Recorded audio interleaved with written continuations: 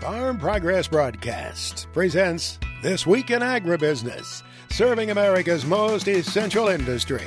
Brought to you by Case IH. Solutions for every challenge. Equipment for every farm. Case IH, built by farmers. Hello, everyone, and thanks for joining us here for This Week in Agribusiness. As you may have noticed, we are not in our regular studio. We're in Johnston, Iowa, at the Global Business Center for Corteva, home to Pioneer Seeds. They're celebrating 100 years in business this year. It'll be a part of the next several weeks of broadcasts here on This Week in Agribusiness. But we're also looking to the future with our friends at Corteva, and Trenton Brisby recently walked me through what all is a part of their new AI-powered fungicide timing tool. There's three components of the solution. So at the foundation is our Pioneer seed genetics. They're bred for key disease resistance and consistent yield. The second part is the tool, and I'll get into that in a second. And then that's using AI data science, and we're predicting the onset of disease. The third component is Forcevo fungicide, our newest three-way mode of action fungicide with 30-day residual activity. So you asked a little bit about the tool. So this AI thing, what is it? So really what it is, it's machine learning. And what we're really excited about is we're helping farmers understand when and where to spray.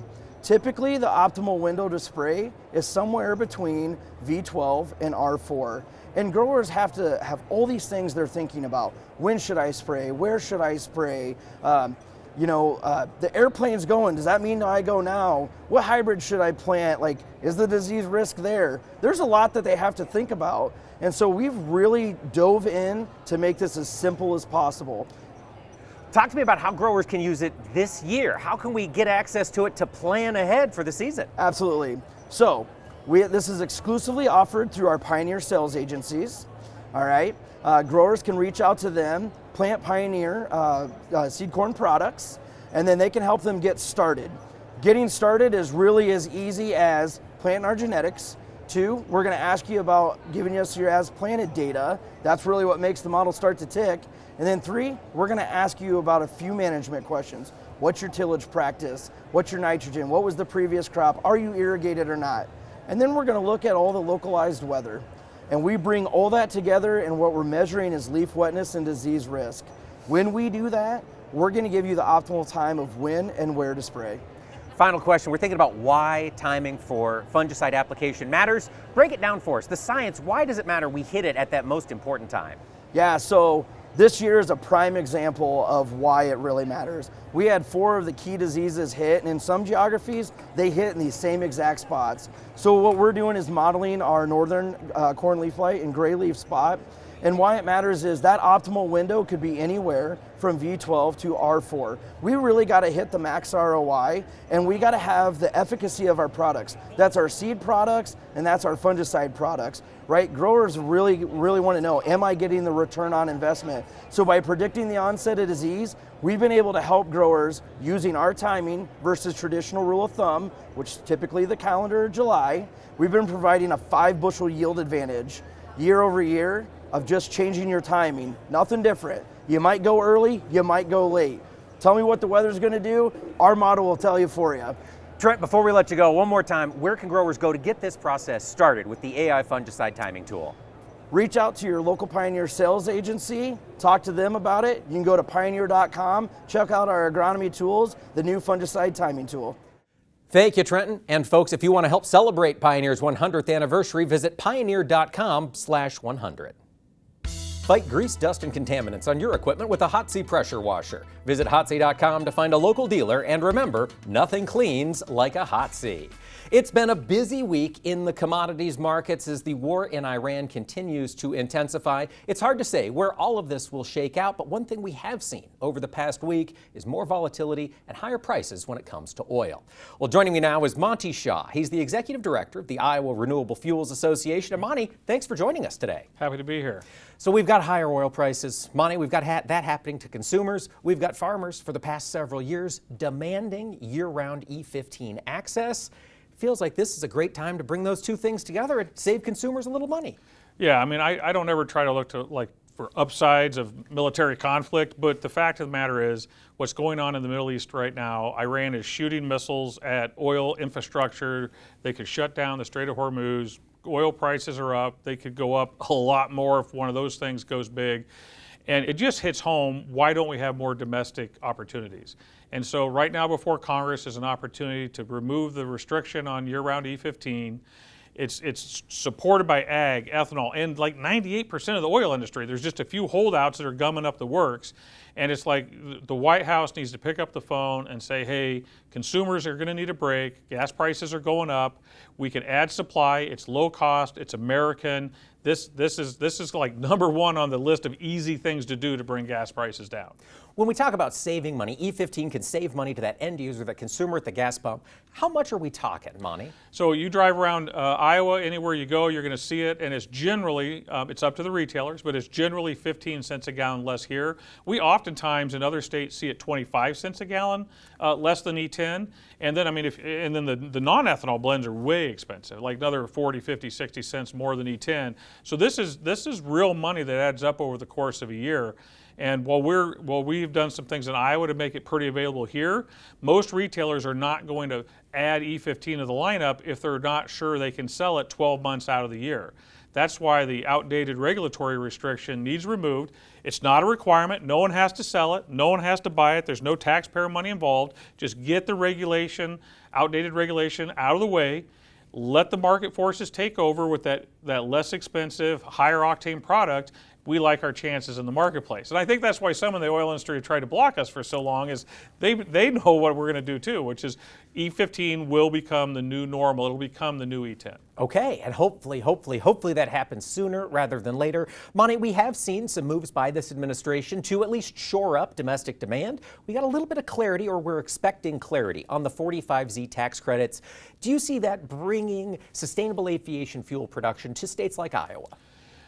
Well, let's start with the first part of that. We did get some guidance. It's not final, but you can actually act on it under how the IRS works until they finalize it. So we are now seeing some of these credits being generated and sold, and these are the production tax credits. And the lower your carbon intensity score is, the bigger your tax credit is. So we're seeing some of those move. That's positive. That's having an impact on the market. Will it eventually open up new markets? I think it will. I think you're going to see markets that value low carbon look for the plant. This credit gives plants an opportunity to make investments to lower that carbon footprint. That in turn opens the door to the new markets. I personally think we might see ethanol and other biofuels in the marine industry, the ocean-going vessels, even before airplanes. There just seem to be a few less hurdles there. But you know, I don't think it's going to make a huge difference tomorrow, but as you look out over the next 5 to 10 years, huge markets. I mean, 80 billion gallon markets, 150 billion gallon markets. Quite frankly, more than we can supply by ourselves. Wouldn't it be nice to have a market for American farmers that was larger than they could satisfy? I don't even know the last time that's happened. It would be very, very welcome. And you mentioned we're not building necessarily for tomorrow. We're building out for the future. You've been in this role for 20 years, Monty. Back to 2005, you've seen this growth. It's been a win for Iowa, hasn't it? Oh, it's been huge. I mean, you know, I came of age, you might say, in the 1980s farm crisis. It sucked. Yeah. It was not pleasant. We don't say the farm crisis of the 90s, but we really didn't solve the problem. We just had better farm programs. Yep. So you farmed, you lost money, you went to the mailbox, and you got a check. Farmers didn't like that, but they had no choice. It was really the early 2000s with the modern ethanol boom that equaled that supply and demand, and it kept up with it for about 17, almost 20 years. Well, now farmers are doing what they do, which is overproduce their markets, and so we've capped out all the 10% ethanol blends. So now we have more corn than we need. What can we do, though? Unlike the 80s, we have an answer today, and that's E15, and we have a longer-term answer, which you just mentioned, which is marine, sustainable aviation fuel, and some of these other markets. Yeah. So we know what the answers are, and that's why I'm so frustrated, because I don't want to go back to the 90s and heaven forbid the 80s, but we need Congress to act. Congress has to remove this regulatory restriction on E15, and they need to align some other policies that let the United States be active in the marine and SAF markets. Brazil's doing it. Yeah, that's right. They're trying to eat our lunch. We need to get going, or we're going to leave American farmers behind. We do. Thank you so much. Monty Shaw, Executive Director of the Iowa Renewable Fuels Association. Thanks for joining us this week. Anytime. Thanks for having me.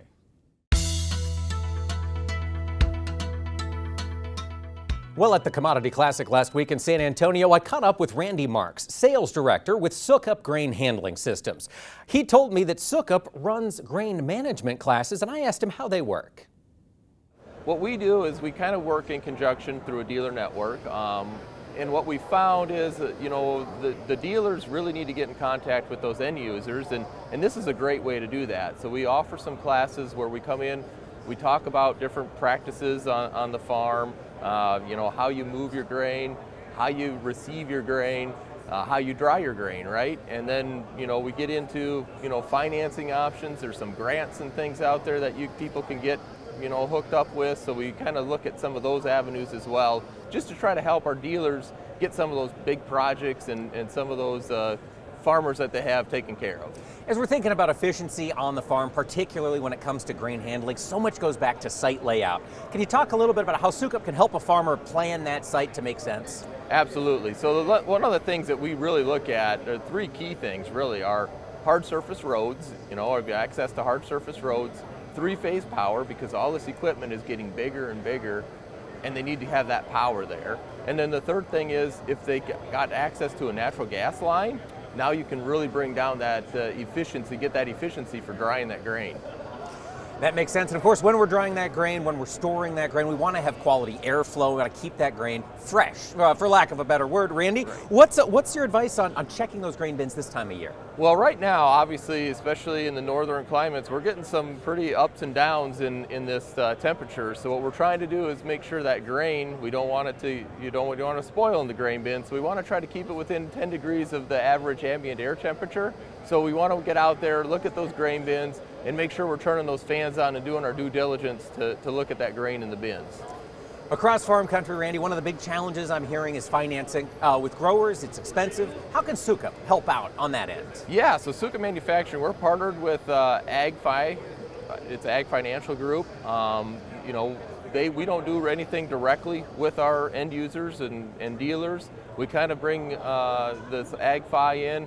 We let them work directly with the farmer, but it's a great opportunity. It's more of a lease than a loan, but they don't require any of the land or anything like that it's sitting on. So it's kind of a lease to own, more of a avenue that they can go down. Just providing another option. It's more flexibility for those growers. That's right. There's you can go to the USDA. There's a lot of stuff going through the USDA and that a lot of red tape that you got to get through there. And this one gets it to be a little bit easier if they go through the Ag Financial. Randy, there's a lot of things happening with Sukup Manufacturing. Is there anything else our audience needs to know before we let you get back to work here at the booth? Yeah, well, I mean, if you need some help on the farm with some grain movement, if you got some storage needs, drying needs, go in our website, look us up. It's www.sukup.com. We got all of our literature, all of our brochures and things out there. Check us out. There's a dealer locator out there too, so punch that in and that'll get you to the closest dealer, and then ask them about some of those classes that we talked about. Agriculture meteorologist Greg Solier now brings us his farm weather forecast for the week ahead. Well, Greg Solier has been hunkered down in the weather headquarters. Greg, how do things look in the Pacific Northwest this week? Well, Mike, nothing too unusual in the weather maps and charts into the Pacific Northwest over the past week. And once again, much of this wintertime season as we have now officially rolled into meteorological springtime. Boy, the precip season has been abysmal by and large, with snowpack and snow cover in mind across the Cascades, a little bit better across the northern Rockies, of which more cold air is beginning to entrench itself across the Dakotas, Big Sky Country to the south and east, and will trip off a little bit of moisture. But otherwise, pretty fine outdoor work weather for the northern Great Basin, areas of the Willamette Valley, Rogue River Basin. But later in the week, we do have a trough beginning to move on inland. That'll drive a couple of frontal boundaries in as well, with a cool off to colder air and some lowering snow levels, but not much to speak of across the northern Rockies and back into areas of the Dakotas. Still a touch of wintertime there. Seasonal temperatures return to the Intermountain West, and maybe a couple of rain, snow showers, perhaps higher peak elevations get some of that moisture over the middle to late portions of the week. There is an upper air weather system making its way through the southwestern reaches of the country. Snow pack, snow cover 30 to maybe 50% of normal across the Sierra and central and southern Rockies this winter time season. But we do kick off a cool off out of some of this low to mid 90 weather last week. Readings cooling down, and perhaps even a couple of gusty showers and thunderstorms. Desert Southwest, note the storms and the moisture breaking out in classic early springtime fashion from Nebraska on southward. And some of those storms may turn heavy and severe as the late week portion arrives. Sunshine time back in seasonal temperatures into the valleys of California. A couple of gusty showers lowering snow levels across New Mexico, and still the likelihood of some outbreaks of showers and thunderstorms, heavy and severe across the central and southern plain states areas. Boy, welcome moisture the past week to 10 days over a wide and expansive area. Drought relief, not ending, but drought relief from Nebraska and Kansas, east northeast throughout much of the Corn Belt, and a couple of strong and severe storms of which will get going into the early portion of the week. Red River Valley back into the Missouri Valley and westward. Note the change to cooler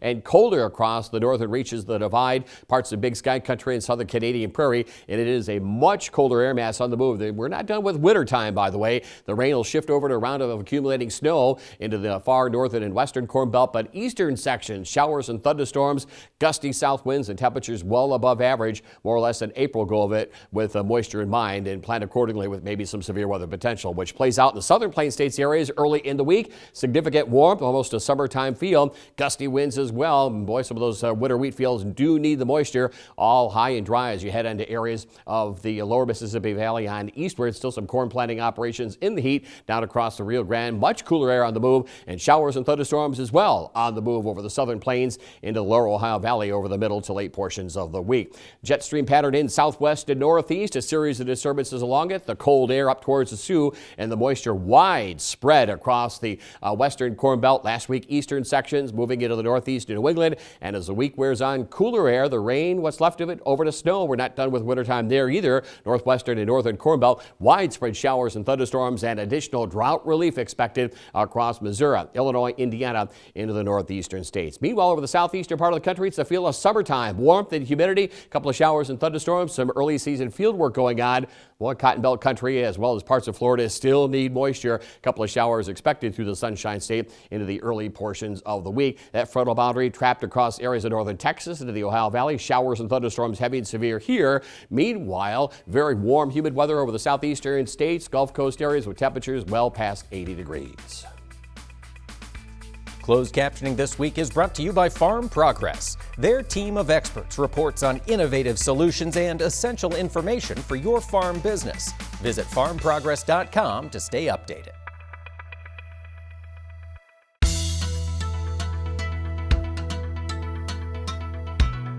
Folks, it's not every day that a company in agriculture celebrates 100 years in business, but that's what's happening in 2026 with Pioneer. Joining me now to talk about what's to come this year of celebration is Bridget Anderson.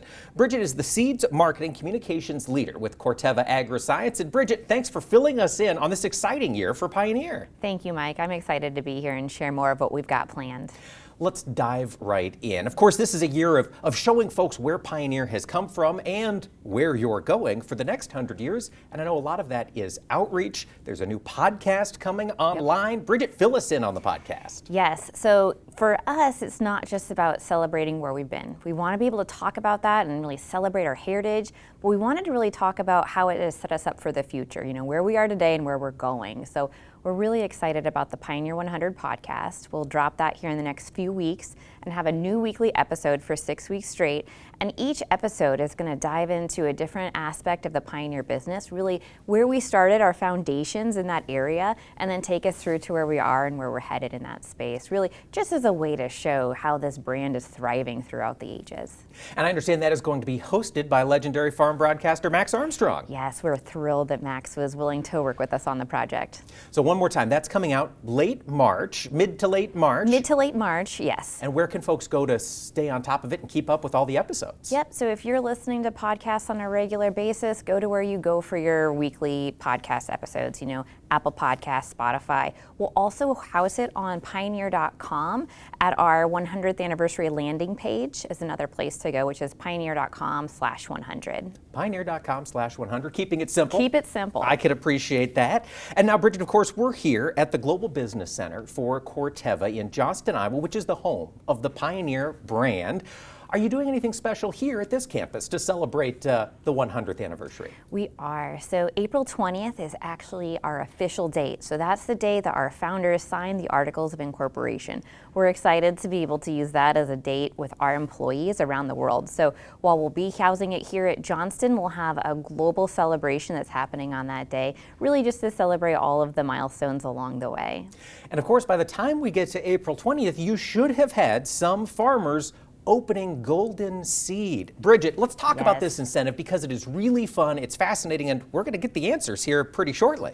Absolutely. We started talking about this actually back in September, just so that farmers knew as they were going through the seed planting process, hey, this is something that they might look forward to when they get to planting. And now we are weeks away, actually planting in some parts of the U.S. already. So any day now, we're going to have farmers that are starting to open those pro boxes or seed bags and finding that gold treated seed. And if they do find the gold treated seed, what does that mean? Well, very much in the spirit of Willy Wonka, how when they found the golden ticket, they got to go on that behind the scenes immersive experience for how chocolate is made. We're going to do the same thing on seeds. So it will start with a tour of seed product development here in Johnston, Iowa, which is really our largest R&D operations area in the world. And then we'll actually take them to Hawaii so that they can see the overwinter nursery activities that happen from a seed production as well. So this would be a trip that will happen in winter of 2027 for those that are finding it this spring. All right, folks, good luck to those of you on opening those bags and boxes of seed here this year. Now, let's talk about what's to come, not for employees, but for customers, for those folks who have relied on Pioneer around the country. I understand we're going to have different plots showing the history of Pioneer seeds. Yeah, so we're really excited we were able to pull this one off, to be honest with you, because we have so many customers and so many people that are attached to the Pioneer brand that want to celebrate with us, but it's not possible to bring everybody to Johnston, Iowa. So we said, let's bring the party to them. So at our corn research facilities around the U.S., really in that main the growing area for the Corn Belt, we will have these Century of Innovation plots. And so we're going to start with Tia Sente, which is actually the origin of corn. We're going to go through open pollinated varieties, the very first hybrid that Henry A. Wallace created, Copper Cross, as well as a number of our iconic hybrids throughout the ages, taking us to our future pipeline. So this is a way we can bring customers and other farmers and stakeholders to come and celebrate with us and see really what a century of innovation looks like next to each other. I'm really excited for a chance to see these in action. I've never seen some of these older hybrids performing. I'm sure a lot of folks are curious. How can people stay in touch and maybe get an invitation to one of these field days and plots? So definitely stay connected with your Pioneer sales team. So whether that's your sales rep or maybe your local field agronomist, as they work to bring these things to life at those locations. If you're not able to get to one of our research facilities, we're actually going to have a virtual experience available on that pioneer.com/100 site. So this is a place where you could dive into each of those different hybrids and learn a little bit more about not only the characteristics of the hybrid, but the impact that it was having on agriculture at the time.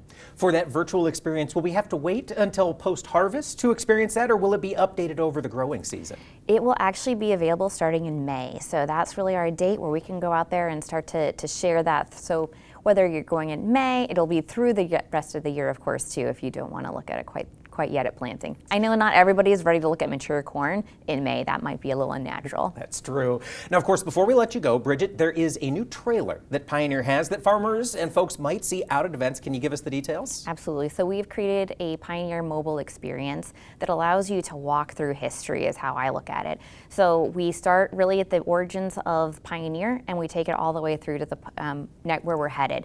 And this trailer will be at as many of our Century of Innovation plot days as we can manage, as well as other public events throughout the summertime to celebrate. It's definitely worth checking out if you get the chance. Bridget, one more time before we let you go, for folks who want to keep up on all of Pioneer's 100th anniversary celebrations, where would you send them? Pioneer.com/100. Bridget Anderson, Seeds Marketing Communications Leader with Corteva, thank you so much for filling us in on what's to come for Pioneer's 100th anniversary. Definitely. Thank you for having me, Mike. Folks, leave it here. More to come after this. Farm Progress Broadcast presents This Week in Agribusiness, serving America's most essential industry. Brought to you by Pioneer. Thank you, farmers. Welcome back, ladies and gentlemen, to This Week in Agribusiness. While in San Antonio at the Commodity Classic, I caught up with Ron Calhoun of Loveland Products, and he joined me for this week's Agronomy for Your Acres. I know that he gets to talk to a lot of farmers at shows and on their farms, and I asked him what's he hearing on the ground this spring. Yeah, I think for this year, everybody is evaluating everything. So I don't think that we're seeing a lot of rinse and repeat. Folks are looking at all the parts of their program and evaluating what value does each step or each decision bring in building that program back up for 2026. Loveland Products, of course, always bringing new products out for the growers. How do these Loveland products help growers achieve a better ROI? Yeah, so the common thread through our portfolio is nutrient use efficiency, right? So we have a vast portfolio, whether that be in the foliar space or in the furrow or in soil, but trying to drive nutrient use efficiency is the common thread for us. And then more recently, how can we then partner with how plants grow, how the soil microbial community grows, to stimulate those things as well, to bring that alongside. So it's almost like adding another leg to the stool from the things that we used to think about and how these programs got built. Now, so many times when we're adding another leg to the stool, it means a change to my farming practices. It means a change to what I'm doing on the farm. For the products from Loveland, how difficult is it for farmers to incorporate some new ideas or new products and really take that operation to the next level? That's a pretty insightful question, Mike. The bar that we set for ourselves is trying to bring products that the grower can incorporate into their program without having to do those changes, right? So, for instance, we had a liquid version of a product, which is sort of our flagship carbon product in the soil, and that product is available, but only if you have the ability to apply liquid. And so more recently we introduced a product that brings that same technology to a dry water-soluble granule so that the other portion of the growers out there can now take advantage of the benefits that the rest of the folks have been able to get at. And so that would be an example of how we're trying to keep working at that to make it as easy as possible for you. Things that are going to mix with your fertilizer, they're going to fit into the systems or the equipment or the passes through the field that you're already doing and bring more to those. Innovation is key, of course, at Loveland. I understand there are 26 new products coming out in 2026 alone. If we've got audience members who want to learn more about products or see what it would take to get some of them on their fields, where would you send them for more information? Well, I think the best way is to get them to their local Nutrient Ag Solutions retailer and sit down with their trusted crop consultant. That's going to be a great way to kind of dive into the nuance of what is going to be most beneficial for your situation. But if they want to dig into it on their own, I'd send them off to lovelandproducts.com. lovelandproducts.com. Yep. Ron, for those products coming out this year, are there any that you're particularly excited about? Well, two that have really made a big splash for us would be React Sulfur, which is a product that we introduced last year and are kind of going across the whole nation this year. It's a product that brings some additional efficiency to that sulfur space. As you know, with the free sulfur going away through things like acid rain correction and that sort of thing, we have sort of a seat belt going all the way across the country there that doesn't really get that sulfur deposition like they used to, and that's become more and more important as sulfur drives nitrogen efficiency. So that's been a really well accepted product. And then the other one would be that dry version of that flagship carbon product I talked about, BlackMax WSG, where we're bringing the power of that liquid carbon product now to a dry granule. Ron, thank you so much for sharing your expertise and insight with us this week on Agronomy for Your Acres. My pleasure, thank you. Agriculture meteorologist Greg Solier returns now with his extended farm weather forecast for the country. Well, Greg Solier joins us now with a look at what's to come in the weeks ahead. Greg, how's precipitation look for next week? Mike, it's an active and moisture-laden weather pattern that's been playing out the past week to 10 days. More to come for this week. And boy, you want to get it out of the way, especially as it applies to parts of the Central Plains, the Corn Belt, the Midwest. With this ongoing dryness and drought pattern, some 12 to 15 inches shy of normal since the beginning part of 2025 into parts of East Central Illinois, worsening through Ohio of late, and of course down through the Cotton Belt country and southern areas of winter wheat. And this week, widespread, in addition to what you picked up already, another inch or two, and the propensity for maybe some severe weather as far north as the southern Great Lakes region. Later this week, the precipitation pattern works to the eastern states. Watch the snow and the snow rain line making its way across the far northwestern Corn Belt into the upper Midwest and points on westward as the week wears on. Significant moisture for Northern California and especially the Pacific Northwest and across some of those snow star peaks in the Cascades later on into the week. And the cool to cold air is on the move, despite what the calendar, at least maybe the astronomical version of a springtime says here. The 20th, don't think so. Here it is. Look at the cool to cold air retooling across the northern third of the country. Warmth and heat from the southwestern states into the southeast, and this usually breeds a pretty fast jet stream pattern. The trough, if you will, one across the divide, one across the eastern Corn Belt. No shortage of moisture Pacific Northwest across the northern and central parts of the winter wheat belt. Late season snows as far south as the southern Great Lakes region. Showers and thunderstorms into the Ohio Valley. more normalized moisture for the southern plains and southeastern reaches of the country. And that cold air not going anywhere anytime fast or soon. It continues to lock in over the northern half of the country. Temperatures about normal across the central and parts of the southern plains, Ohio Valley. A little bit of warmth across the Gulf Coast areas, and perhaps some warming of soils that continues on as well. And opportunities for some outdoor work and field work over the Dixieland across areas of the Mississippi Valley. Well, the storms get heavy and severe as they ought to be for mid to late March up to about the Ohio. Late season snows for the Northeast and New England, northwestern Corn Belt into the Pacific Northwest, typical of a dying La Nina, dry over the southwestern reaches of the country. And there, or as we head on through the beginning part of April, the warmth, the hot ridge plays out, and it's still a cold northwest to southeast upper air flow, and still a pretty good lobe of cold air up across southeastern parts of Canada. No shortage of moisture. We think this is going to be kind of a delayed start to fieldwork season, but at the same time, additional drought relief where we need it. Northern and central plains, much of the Corn Belt into the northeast of New England. Late season snows here, still high and dry across much of the southwestern reaches of the country, with high expectations of dryness and drought continuing on. Our Farm Progress Update is brought to you by Grinnell Mutual. Farming is complicated. Our comprehensive policies make it simpler. Protect your tomorrow from the unexpected with Grinnell Mutual. Here at Farm Progress, and especially at This Week in Agribusiness, we've got a long history of talented professionals to lean on when it comes to where we are today. And of course, our show started 21 years ago by Max Armstrong and Orion Samuelson. And Max, thanks for still being involved with us today. Well, it's been a privilege to lean on you a little bit, as a matter of fact. Thanks. I thought we'd turn the tables this week. I want to ask you some questions. I know you're out on the speaking circuit. You're at many, many meetings there at the podium as often as a glass of water, I guess. You're hearing from farmers. It's a two-way street. What are they telling you? They're telling me that after a year of tight margins, Max, after a year where there was some enthusiasm a year ago for 2025, and maybe for some folks it has failed to deliver, there's now an acceptance that times could be challenging in farm country for a little while longer, and I'd say there is a renewed focus on managing with skill. And I think that's really exciting. I think that's what we need to move this industry to the next step. Watching the cost of doing business have become very crucial for many, and tightening family living expenses have been a very important part of that.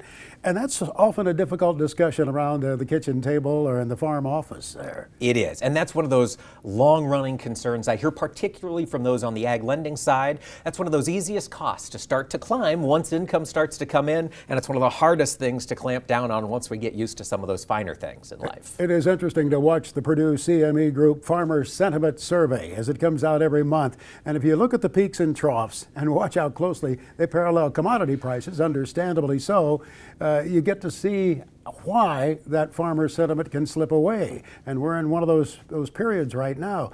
But when you talk to people in the land business, it is remarkable still the farm investment that is taking place in good quality farmland. That's true, and I think when you talk to these auctioneers, there's investment activity in all classes of farmland. The high prices do still stick around in those upper levels of farmland quality, but Max, there are a ton of people who have never been looking at rural or agricultural land. Now they are. Whether it's for data centers, solar, windmills, it's not just agriculture on this land anymore, and I think that is a trend we as an industry are going to have to deal with forever going forward. We've waited for the writing of a farm bill. Finally, now the markup delayed, but it took place this week. Do you hear much buzz?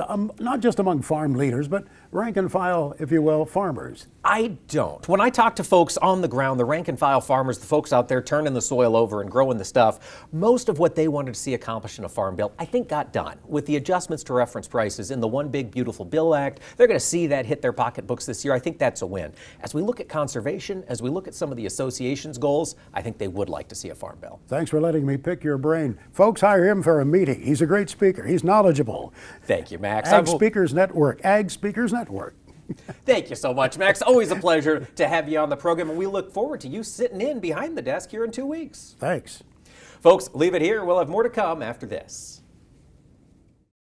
Now on This Week in Agribusiness, it's Max's Tractor Shed, where we spotlight another great American farm tractor. When you have an old farm tractor that's 6 decades old, its story becomes even more special when it belonged to your great-grandfather. I'll talk about one such machine and Max's Tractor Shed, brought to you by Ag Spray Equipment, a leader in liquid application equipment and parts, and the home of the DT Series trailer. From turnkey solutions to field-proven performance, they help maximize your spraying operation. Learn more at agspray.com. Well, the story of this International 1206, a Farmall 1206, starts back in the mid-60s. And the story is known very well by Connor Weeks, a young man in Wisconsin who shared the picture with me of his great-grandfather. Take a look at the photograph. This was taken back in 2016 when the tractor had just been restored. Young Connor is the young man on the right fender of that tractor with his great-grandfather, who passed away just about a year later. But that tractor has a great story. It was a demo tractor for the Farm Progress Show in 1966. It wound up at the show at Farmers City, Illinois on the Simpson farm. Then by the next year, 1967, it had gone 180 miles north to Harvard, Illinois, the A.A. Anderson dealership. And that's where Harold Weeks, who you saw on that tractor, purchased that tractor and used it. He bought it with a 7-bottom plow and used it on the Weeks farm at Sharon, Wisconsin. Thanks so much to Connor Weeks, who says, yes, he's driven that tractor into town, to school, to the ice cream store, and to the festival. He's very proud of the one that his great-granddad had in southern Wisconsin. Mark Stock joins us every weekend here with the Big Iron Report. Here he is right now. A great week of auctions this week, Max. Tuesday, March the 10th, is the Bernie Schmidt Retirement Auction by Monroe, Nebraska, selling a one-family-owned 1973 John Deere 4430 tractor. Also on Tuesday is the Lee and Ann Fento Retirement Sale by Superior, Nebraska, featuring mostly 2022, 23, and 24 year model John Deere equipment. On Wednesday, March the 11th, Scott Frankenberg from Marthasville, Missouri will sell 55 items. R.W. Land and Cattle LLC, their retirement sale by Madison, Nebraska, features a New Holland CR8 90 combine. Ray and Loretta Spangler, they are retiring their equipment by Ewing, Nebraska. There are 107 items selling on their sale. The Verdon Family Retirement Auction is by Dwight, Illinois. Check out their Case IH 8920 two-wheel drive tractor with only 3,100 hours. The Allard Farms Retirement Sale by New Hartford, Iowa, features a 2025 year model Tempty Super Hopper grain trailer. On Thursday, March the 12th, Mark Coleman by Corning, Arkansas, has 132 pieces of machinery. The Blair Brothers Farm Retirement Sale by Elgin, Nebraska, features late model John Deere combines and tractors, as does the Leanne Farms Inc. Retirement Sale by Platte Center, Nebraska. 114 items will be sold. Go to BigIron.com. Our FFA Chapter Tribute is brought to you by Gehringhoff. Check out the new XFR 50 Draper with 3 times more flexibility than the closest competitor at Gehringhoff.com. Gehringhoff, proudly built in the American heartland. This week, we're talking with Craig Anthony. He's a freshman member of the Johnson Brock FFA Chapter, but it's not his first year in FFA. I asked him to explain. No, so I actually joined in 7th grade. In 7th grade, and what was it about FFA that made you think, I want to be a part of that organization? It was just the worldwide connection, how you could get to know so many people and do so many different contests. And now you've had 3 years worth of experience. Have you had a chance to compete at any levels? Yes, I've done lots of competitions from livestock judging, land judging, welding, and my most recent agri-science fair. Well, that's fun. How did that go? So I actually got nationally qualified and went to nationals in November and got 2nd in the nation. 2nd in the nation. How many were you competing against at nationals? There were 10. Wow, well that is pretty impressive. As a freshman, that's got to feel good to earn those kind of honors in the organization. Now, are there anything on the farm that you're passionate about that FFA lets you really run with? Yeah, so I'm working a lot with my SAE, and that just lets me track all of my expenses and income and everything, which really helps on the farm. And what sort of SAE project are you working on? So I have a haying business and I raise hogs on the side. You're raising hogs. Now, are you finishing those hogs? Yep. And are you selling them just to the general public, or are you selling them at the sale barn? Yeah, so I have a group of individuals that gets them yearly, so they're good. Buying halves and wholes. Yep. And that's great. Now, as you look forward, Craig, you've got 3-4 years left in high school. Do you plan to be an FFA member? Yes. Yep.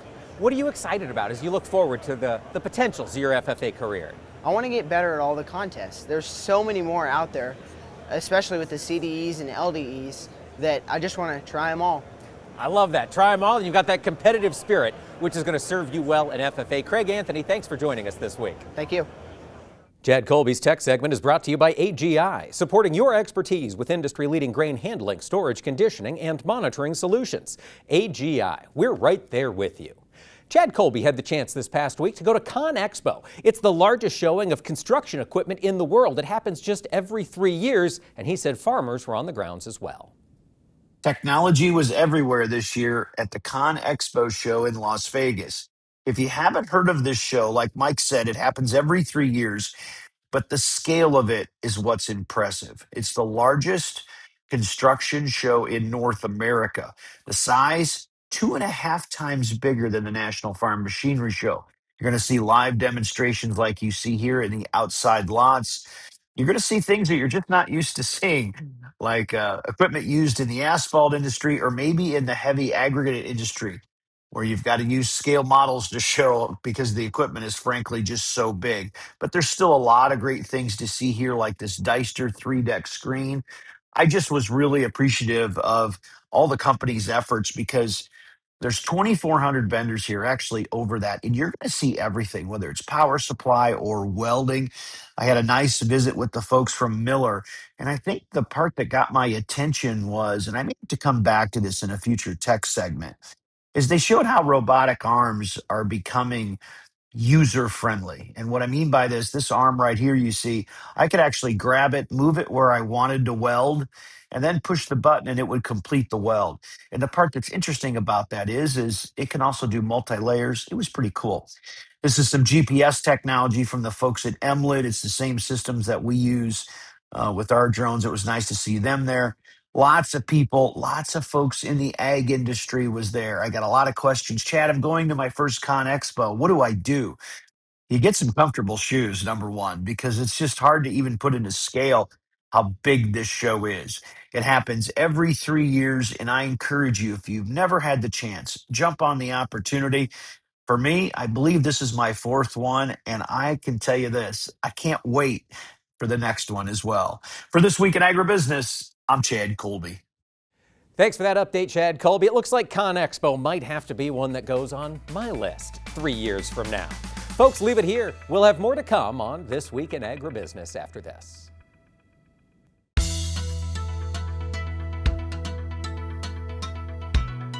At the National Farm Machinery Show in Louisville, lots of farmers were talking about tight margins, maybe changing their plans for equipment upgrades this year. I caught up with Kevin Berg of Copperhead about how some farmers are looking to upgrade rather than replace and what Copperhead brings to the table. Pretty much every product that we have is going to be an improvement over the OEM quality. And yeah, for sure, things are a little bit tighter this year. But every single product that we have is an enhancement to the planter.